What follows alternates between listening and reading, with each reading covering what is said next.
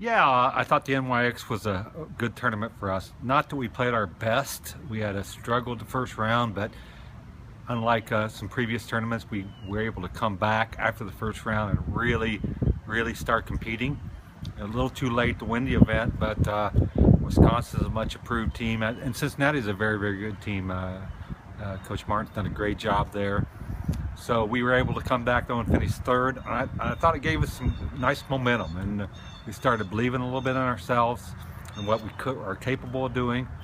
So we go to Boilermaker in a very nice field, and start off with even round par of 288, and everybody contributed. I think we threw out Max Collins 74 that round, and that was big. And again, the beliefs start growing and building.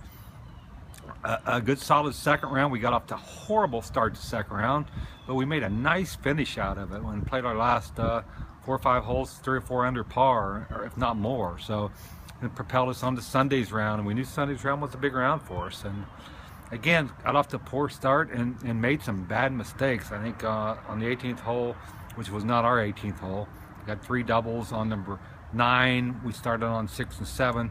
9th hole, we had a couple doubles, on 13. But once again, finished really strong. It's great efforts down the stretch from Nick Grubnage and Keegan Villa. Then Brendan Doyle kind of saved his round a little bit. So I thought that was by far the best tournament of the year for us, and we beat some nice teams. We beat some NCAA tournament-bound teams like Purdue. The second time this season we beat Purdue. We see them twice, beat them twice. Augusta, a nice team. We beat them. They'll go to the NCAA tournaments. And beat some other good teams. Beat Wisconsin and Cincinnati, who got us here at the NYX. So that's some momentum we hope to build on as we go into Big Ten Championship. Now we go down to Victoria National. Perhaps one of the toughest golf courses in the state, if not the toughest golf course in the state. We've been 3 years at the die course at French Lick. But the thing about the die course is it's difficult but forgiving. By that I mean you can hit the ball crooked, still find a golf ball, and still play the golf course. Not the case at Victoria National. It's shot making is going to be at a premium. Shot positioning is going to be at a premium. You got to manage your way around the golf course.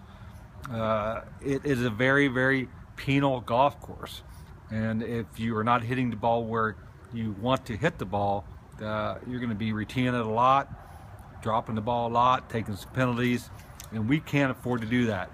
I really like our lineup going into it. We lit a fire under Nicholas Grubnich, and big fire actually, and he really came through in a big way at the Boilermaker and played some impressive golf. It reminds me of the first event of the fall at the Northern Intercollegiate where he finished 4th, and he was on top of his game then, and he's getting closer. We got to continue though. Max Collins opened with a shaky 74, and 74 is a good number, but it was a shaky one for him. But he calmed himself down in his final 2 rounds, were as good as any rounds Max has played this year. We got great contribution from Brendan Doyle as well. I know the last round he had 4 doubles and still shot, 3 doubles and still shot 5 over par. So he held it together nice. And Keegan Villa, once he got in the lineup, boy, he just stayed ensconced in the lineup, wouldn't let anybody get him out. Then Matthew Weber was close. He kind of slipped the final round with a higher number than we wanted to see, and Will Seger played a great 3-round qualifier back home, 69, 69, 71. And the thing about Will is he's a great competitor, has had some great history in tournaments throughout the country, and this is his home golf course. He's a member at Victoria National. He knows the golf course. We will call upon that knowledge and information in the practice round and throughout the tournament. So I think Will's ready to go play his butt off at the Big Ten Championship. We're looking forward to this. I think it's a very top-heavy field. It's hard to argue with the #1 seed. They are pretty good, one of the best teams in the country. But I think if we play to our ability, we can do some damage, we can beat some teams, and we can be very competitive.